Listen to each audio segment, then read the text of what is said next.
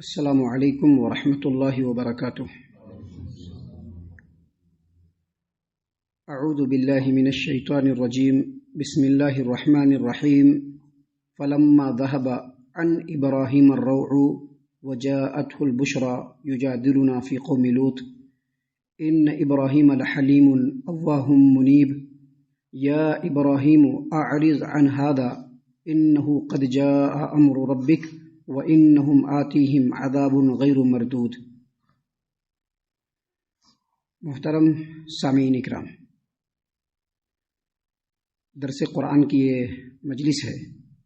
فجر کے بعد قرآن کریم کی آیتوں کا ترجمہ، اس کی تفسیر ترتیب کے ساتھ قرآن کریم، احادیث مبارکہ اور سلف صالحین کے فہم کی روشنی میں لگاتار کنٹینیو آپ کی خدمت میں ترتیب کے ساتھ پیش کی جا رہی ہے۔ سامعین کرام، آج ہم نے آپ کے سامنے الحمدللہ اللہ تبارک و تعالیٰ کی توفیق سے قرآن کریم سورہ ہود سورہ نمبر 10 سورہ نمبر 11 سورہ ہود سورہ نمبر 11 اور اسی صورت سے آیت نمبر 74 75 76 یعنی 74 75 76 یہ تین آیتیں سورہ ہود سے ہم نے آپ کے سامنے تلاوت کی۔ محترم سامعین اکرام، ان تینوں آیتوں کا تعلق اس سے پہلے جو آیتیں ہم نے کل آپ کے سامنے پیش کی تھی ان سے ہے، اور ہم نے یہ بتلایا تھا کہ سورہ ہود کے اندر وہ قومیں جن کو ان کے کرتوتوں کی وجہ سے اللہ تبارک و تعالیٰ کے حکم سے تباہ و برباد کر دیا گیا، اس روئے زمین سے ملیا میٹ کر دیا گیا، ان قوموں کا تذکرہ جیسا سورہ اعراف کے اندر اللہ تبارک و تعالیٰ نے بیان فرمایا ہے ویسے ہی اس صورت میں بھی بیان فرمایا ہے۔ لیکن یہاں پر درمیان میں سیدنا ابراہیم علیہ السلام کا تذکرہ ضمناً آیا ہے، اور اس کی وجہ یہ ہے کہ لوط علیہ السلام کی قوم کو ان کے کرتوتوں کی وجہ سے تباہ و برباد کرنے کے لیے، اس روئے زمین سے ملیا میٹ کرنے کے لیے جن فرشتوں کو اللہ تبارک و تعالیٰ نے ان کے قوم کی طرف بھیجا تھا، پہلے ان کو یہ حکم دیا گیا تھا کہ پہلے جا کر کے ابراہیم سے ملنا، اور ابراہیم سے مل کر کے ان کو اور ان کے اہل و عیال کو ایک بیٹے کی خوشخبری دینا، یعنی اسحاق کی۔ محترم سامعین کرام، فرشتے انسانی شکل میں تھے، سیدنا ابراہیم علیہ السلام کے پاس پہنچے، ان کو سلام کیا، سلام کا جواب دیا گیا۔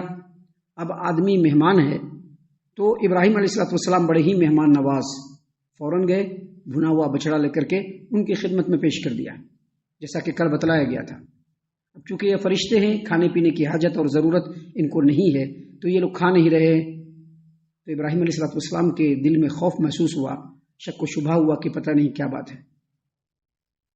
جیسا کہ میں نے بتلایا تھا کہ بعض ائمہ نے یہ بھی تفسیر میں لکھا ہے کہ چونکہ ابراہیم علیہ السلام اولو العزم پیغمبر اور رسول، لہذا فرشتوں کے آنے اور ان کے تمام چیزوں کو وہ سمجھ بوجھ گئے، ان کے چہرے کے غصے کو بھی وہ سمجھے، تو اس کی وجہ سے وہ ذرا خوف محسوس کرنے لگے۔ کھا بھی نہیں رہے ہیں، کیا بات ہے، کیوں نہیں کھا رہے ہیں بھائی؟ تو کہا کہ نہیں، ہم لوگ کھا نہیں سکتے، ہم لوگ فرشتے ہیں، اور ہم لوگ آئے ہیں لوط علیہ السلام کی قوم کو ان کے کرتوتوں کی وجہ سے تباہ و برباد اور ہلاک کرنے کے لیے۔ تو ان کی بیوی وہاں پر کھڑی ہے، وہ ہنس پڑتی ہے، تو فرشتے جو ہے ان کی بیوی کو، جو سارہ سیدہ سارہ ہیں، ان کو خوشخبری سناتے ہیں کہ آپ کو اسحاق پیدا ہوگا جو بڑا ہی اولو العزم پیغمبر ہوگا، اور اس کے بعد یعقوب علیہ السلام بھی ایک بزرگ اور برگزیدہ نبی کی حیثیت سے آپ کے ہی خانوادے میں پیدا ہوں گے۔ دونوں ہی خوشخبری سنائی، جس کی وجہ سے بڑے خوش ہو گئے، دل سے خوف جاتا رہا۔ اللہ تبارک و تعالیٰ نے یہاں پر بیان فرمایا ہے، فلما ذهب عن ابراہیم الروع وجاءته البشرى یجادلنا فی قوم لوط، جب ابراہیم کا خوف جاتا رہا، یعنی اب دل سے خوف مٹ گیا، پتہ چل گیا کہ فرشتے ہیں، خوشخبری سنانے کے لیے آئے ہیں، فلاں جگہ پہ جا رہے ہیں، تو دل سے خوف مٹ گیا، سکون دل میں آ گیا، اطمینان ہو گیا، اور چونکہ اسی وقت خوشخبری بھی سنائی گئی تو دل بھی باغ باغ ہو گیا۔ اب ابراہیم علیہ السلام انتہائی نرم دل، بڑے ہی اللہ تبارک و تعالیٰ کی طرف رجوع کرنے والے، اللہ کے مخلوقات کے اوپر بڑی رحم و کرم کی نگاہ رکھنے والے سیدنا ابراہیم علیہ السلام، اب ان کے سامنے یہ کہہ دیا گیا کہ ہم لوگ فرشتے ہیں، اور لوط علیہ السلام کے قوم جس بستی میں رہتی ہے پورے بستی کو، اہل سدوم کو ہم تباہ و برباد کرنے والے ہیں۔ تو اللہ تبارک و تعالیٰ نے فرمایا یجادلنا فی قوم لوط، جب ابراہیم کے دل سے خوف جاتا رہا اور خوشخبری جب اس کو مل گئی، دل خوش ہو گیا، تو یجادلنا فی قوم لوط، تو قوم لوط کے بارے میں ہم سے جھگڑنا شروع کر دیا۔ یجادلنا فی قوم لوط، قوم لوط کے بارے میں ہم سے جھگڑنا شروع کر دیا۔ محترم سامعین کرام، یہاں پر یجادلنا، نا کا مطلب ہوتا ہے ہم سے، یجادلو ابراہیم جھگڑنے لگا، نہ ہم سے، یہ کون کہہ رہے ہیں؟ اللہ تبارک و تعالیٰ۔ لیکن یہاں پر ہم سے مراد ہم نے جو فرشتے بھیجا تھا، ہم نے جو فرشتوں کو ان کے پاس بھیجا تھا، ان سے۔ فرشتے کو بھیجا کس نے؟ اللہ تبارک و تعالیٰ نے۔ فرشتے گئے کس کے حکم سے؟ اللہ تبارک و تعالیٰ کے حکم سے۔ تو یہاں پر نا کا مطلب اللہ تبارک و تعالیٰ سے ڈائریکٹ جھگڑنے نہیں لگے، بلکہ جو فرشتے آئے تھے ان سے جھگڑنے لگے۔ جھگڑنے کا مطلب یہ ہے کہ ان سے ڈسکس کرنے لگے، ڈسکس کرنا شروع کر دیا کہ کیسے آپ اس قوم کو تباہ کر دیں گے، کیسے وہاں پر آپ چلے جائیں گے، وہاں پر لوط بھی ہے، وہاں پر فلاں مسلمان بھی ہے، فلاں مسلمان بھی ہے، آپ کیسے چلے جائیں گے؟ مطلب اور مقصد کیا تھا کہ کسی طرح سے عذاب ٹل جائے اور قوم کے لوگوں کو تھوڑی مہلت مل جائے اور وہ ایمان کے اندر داخل ہو جائیں۔ حافظ ابو جعفر ابن جریر طبری رحمہ اللہ نے تفسیر الطبری میں لکھا ہے، سعید ابن جبیر اس کو روایت کرتے ہیں کہ جبرائیل امین علیہ السلام اور ان کے ساتھ جو فرشتے آئے تھے، جو ابراہیم علیہ السلام کے پاس بیٹھے ہوئے تھے، ان لوگوں نے ابراہیم علیہ السلام سے کہا انا مہلکو اہل ہذہ القریہ، یہ جو اہل سدوم ہے، جو جس میں قوم لوط بستے ہیں، ہم اس بستی کو تباہ و برباد کرنے والے ہیں، ہلاک کرنے والے ہیں۔ سامعین کرام، آگے آپ کو پتہ چلے گا کہ پوری کی پوری بستی تباہ و برباد کر دی گئی۔ آج جو ڈیڈ سی ہے، بحر مردار، اسی جگہ پہ جہاں پر لوط علیہ السلام کی قوم کو تباہ و برباد کیا گیا تھا۔ تو فرشتوں نے کہا کہ انا مہلکو اہل ہذہ القریہ، یہ جو بستی والے ہیں ان کو ہم ہلاک کرنے والے ہیں۔ تو ابراہیم علیہ السلام ان سے ڈسکس کرنے لگے، ان سے تکرار کرنے لگے، ان سے بحث کرنے لگے۔ پوچھا فرشتوں سے کہ اچھا بتلائیے، اگر کسی بستی میں 300 مسلمان ہو تو کیا آپ ان کو ہلاک کر دیں گے؟ فرشتوں نے کہا کہ نہیں۔ اچھا آپ یہ بھی بتلائیے کہ اگر کسی بستی کے اندر 200 مسلمان ہو تو کیا آپ اس بستی کو ہلاک کر دیں گے؟ فرشتوں نے کہا کہ نہیں۔ اچھا یہ بتلائیے کہ اگر کسی بستی کے اندر 40 مسلمان ہو تو کیا اس بستی کو ہلاک کر دیں گے آپ؟ کہا کہ نہیں۔ اچھا 30 ہو تو؟ پھر بھی کہا نہیں، یہاں تک کہ 5 پر آ گئے، 5 مسلمان بھی ہو تو کیا آپ ہلاک کر دیں گے؟ کہا کہ نہیں۔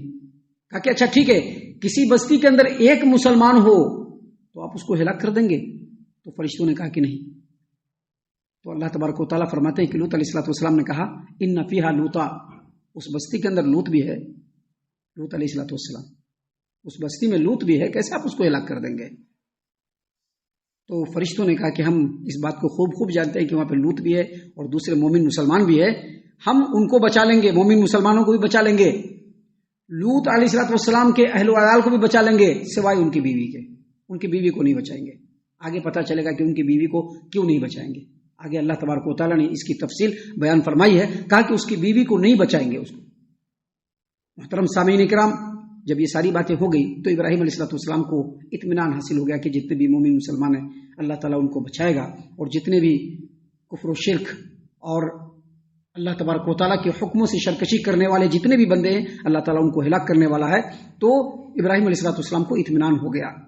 اللہ تبارک و تعالیٰ نے آگے فرمایا ان ابراہیم حلیم اواہ منیب، ابراہیم علیہ السلام بڑے بردبار، بڑے ہی صبر و تحمل والے، اواہ بڑے ہی نرم مزاج، منیب اور اللہ تبارک و تعالیٰ کی طرف رجوع کرنے والے، بڑے ہی بردبار، بڑے ہی نرم دل اور اللہ تبارک و تعالیٰ کی طرف بہت زیادہ رجوع کرنے والے ایسے بندے تھے سیدنا ابراہیم علیہ السلام۔ جب یہ ساری باتیں ہو گئی تو فرشتوں نے کہا، یا جو فرشتے تھے ان میں جو سردار تھے انہوں نے کہا یا ابراہیم اے ابراہیم عارض عن ھذا، اب اس بحث کو ختم کر دیجئے، یا ابراہیم اے ابراہیم عارض عن ھذا، اب اس چیز کو ختم کیجئے، اب اس بحث کو ختم کیجئے، انہ قد جاء امر ربک، بے شک آپ کے رب کا حکم تو اب مکمل ہو چکا ہے، اب اس بستی کو تباہ و برباد ہونا ہے۔ وَإِنَّهُمْ آتِيهِمْ عَذَابٌ غَيْرُ مَرْدُودٌ، اور اس بستی کے اوپر ایسا عذاب آنے والا ہے جو ٹل نہیں سکتا ہے۔ سامعین اکرام، یہاں تک بات ہوئی. اب اس کے بعد فرشتے یہاں سے نکلتے ہیں اور سیدنا لوط علیہ السلام کے پاس جاتے ہیں.